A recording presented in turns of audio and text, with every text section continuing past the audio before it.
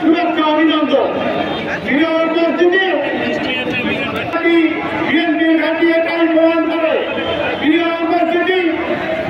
সরকার হাসিনা যদিও পালিয়েছে, শেখ হাসিনার দর্শকরা কিন্তু এখনো গায়ে ঢাকা দিয়ে আছে।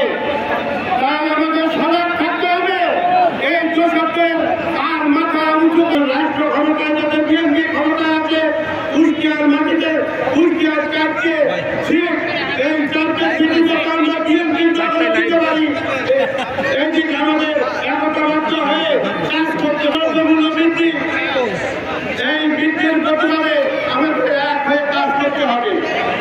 দেশের নেতা আমাদের প্রাপ্তিজয়ী হয় এই আশাবাদ ব্যক্ত করে সকলের সুস্বাস্থ্য কামনা করে আমি আমার সংক্ষিপ্ত বক্তব্য শেষ করছি। আল্লাহ হাফেজ। বাংলাদেশ জিন্দাবাদ।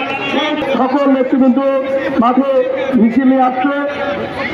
এখানে আমাদের 18 দ্রব্যমূল্যের উদ্যোগতি, আইন শৃঙ্খলার পরিস্থিতির চরম অবনতি, সমাবেশের শ্রদ্ধাভাজন সভাপতি কুষ্টিয়া জেলা বিএনপির নেতা মিজানুর রহমান মিঠু উপস্থিত আছেন। কুষ্টিয়া জেলা বিএনপির